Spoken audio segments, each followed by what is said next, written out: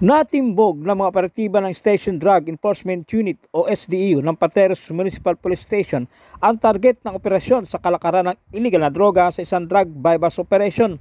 Ayon sa ulat ni Police Lieutenant Napoleon Tongco, hepe ng SDEU, bandang alas 6:30 ng gabi nang ikasa ang bypass sa Puget Street, Barangay Aguho, Pateros.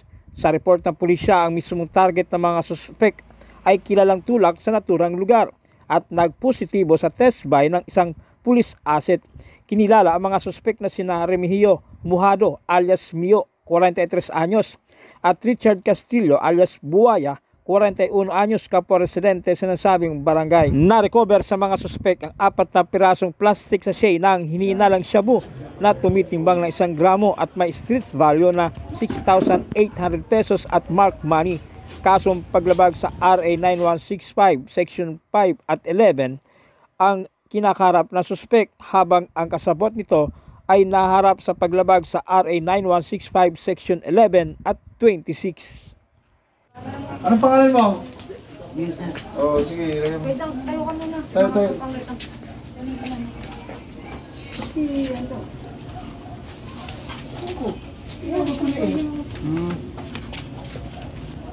Ang bulsa yung pagla na sinabi.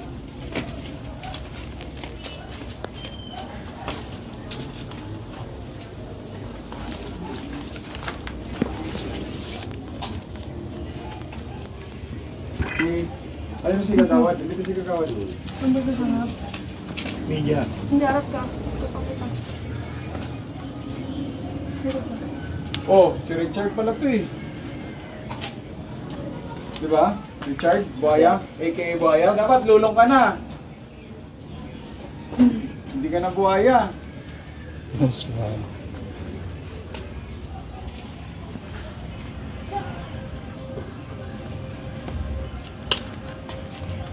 Yung pera, sir. Oo. Kaya recover.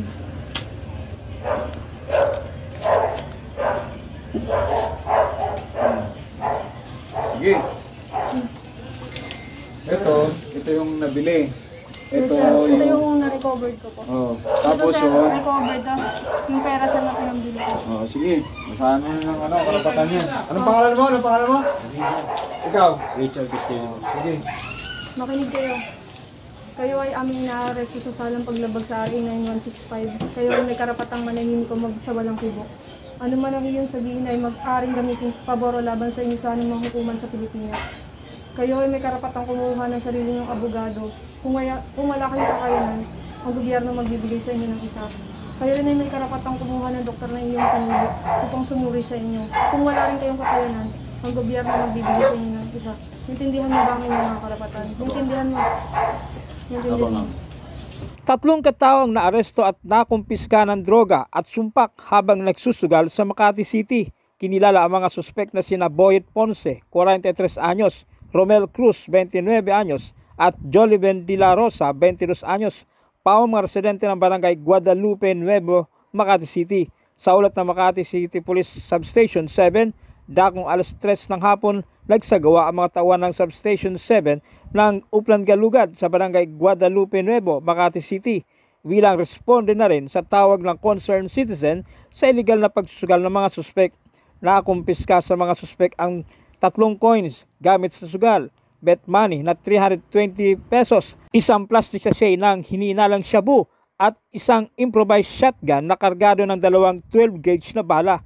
Nakapiit na ang mga suspek habang inihanda ang isasampang reklamong paglabag sa RA 10591 o Illegal Possession of Firearms and Ammunitions, Presidential Decree 1602 o Illegal Gambling, at Section 11 ng RA 9165 Comprehensive Dangerous Drugs Act of 2002.